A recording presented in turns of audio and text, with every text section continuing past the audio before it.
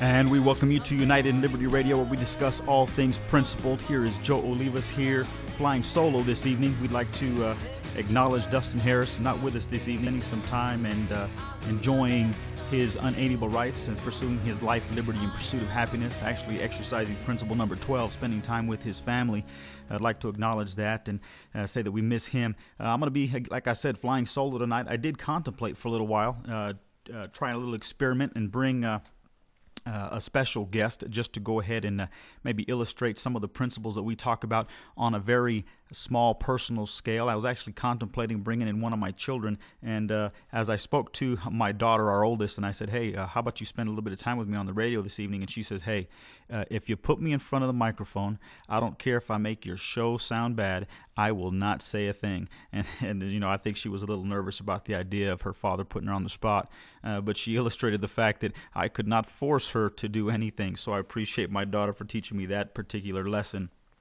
You know, I have a lot of things that are on my mind, a lot of things that I want to bring up, but most importantly, what I want to bring up are the fact that we spend time discussing principles, more specifically the 12 principles of liberty, what they represent for us as individuals, what they represent for us as families, as communities, as a country as a whole, and how far we've drifted away from principle. I actually was anticipating being on the show last night, but decided that I was, after selecting the things that I wanted to discuss during the show, I thought I'd give it some thought before I actually came up on the air. And I think that's the luxury of being able to have your own type of radio broadcast. You get to pick and choose the time that you get to work. I think that's the free enterprise system, the capitalist system, being able to decide for yourself what you will pursue and when you will pursue it.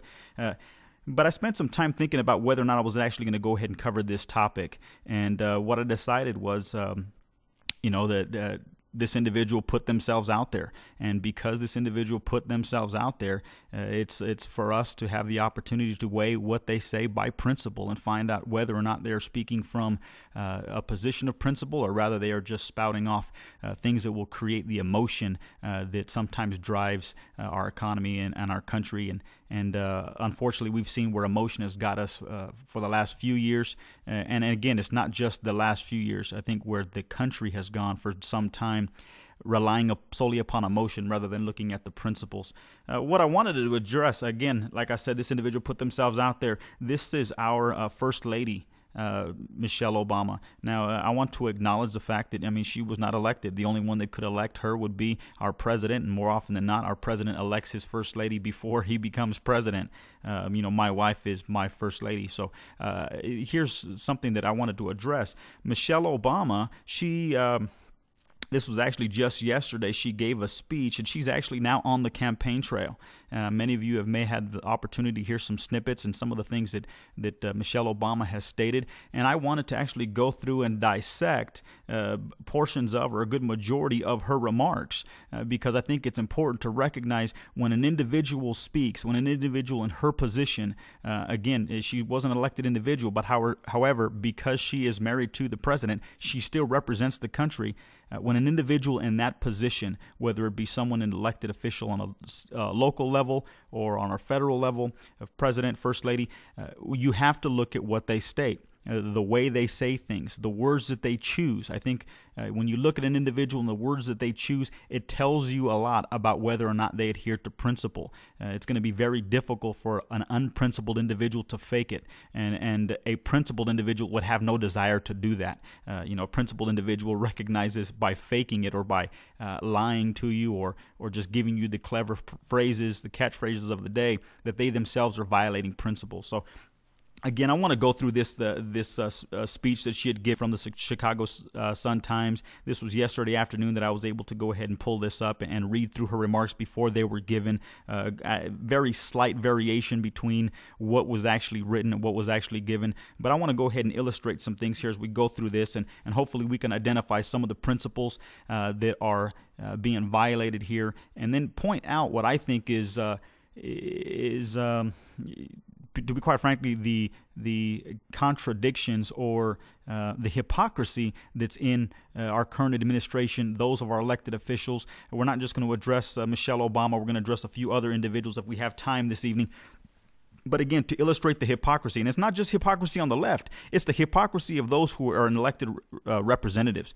You hold yourself out there to be a certain type of individual, and then you pull certain stunts or certain types of initiatives through laws and pieces of legislation that you seek to either vote, support, or create.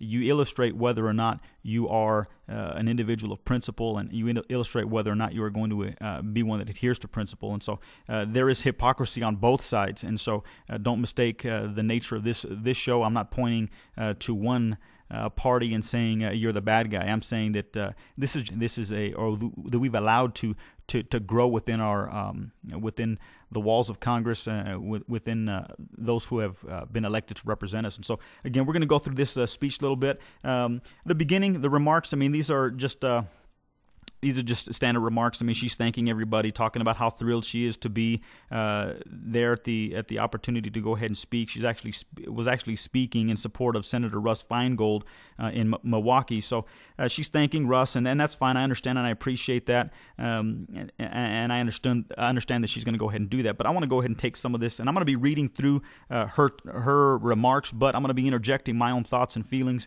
and my own interpretation of what she's actually saying as we go along here. So hope you can follow with me. She states, after her thanks, "My husband has also said something else about Russ, and I think it's worth repeating. Today he said that Russ is always looking out for the people of this state."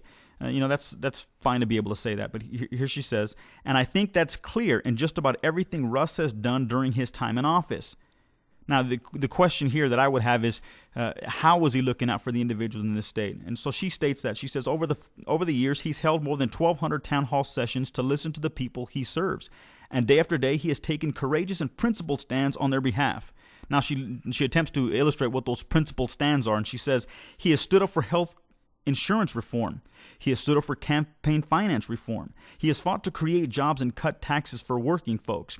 So he's been out there every day working hard for families here in Wisconsin. And I'm proud to be here for him today, and let's give him a round of applause. See, the problem with the remarks that she's stating here, she hasn't stated how he has stood up for health care reform. It's one thing to say that you want health insurance or health care to be reformed. It's a totally different stance to point out, or totally different situation to point out how you want that to take place. Same thing with campaign finance reform. She's not illustrating what she's doing, how he's doing it, or how he's done it. Rather, she's just throwing out those buzzwords. We're concerned about the economy, so campaign finance reform is something that if you want to reform it, you must be one that wants to turn the economy around. That doesn't necessarily mean the same thing. You don't like that the health insurance premiums are so high, so you are for health insurance reform, and therefore you are against the insurance companies. It doesn't mean the same thing. Campaign finance reform and health insurance reform doesn't mean the same thing as they're trying to illustrate it to be. So she wants, she's asking for a round of applause, and she says that this I thought was interesting. She says, "Now tell you the truth, this isn't something I do very often." I always chuckle when an individual will come to me and say, "Can I be honest with you?" My response is always, "You've been lying to me all this time." When an individual says, "Can I be honest with you?" or when they say to tell you the truth, you have to wonder, have they been not being honest with you or not telling you the truth every time prior to, because now they're going to announce that from here on out we're going to tell you the truth. But not to pick too much on Michelle. I know maybe she doesn't mean that, but let's go ahead and move through some of the things that she says. She almost immediately, after going through the thank yous and going through the the pleasurable commentary of glad to be here and supporting Russ and those types of things, she immediately begins to strike an emotional chord. As she wants to paint this type of picture that she is on the side of every individual who is struggling out there. More specifically, she's talking about the working mom, or she's talking about the moms of the country, which is, again, she is a mother. She has 2 children, and that is perfectly fine, but you have to wonder why that particular chord, because she is not...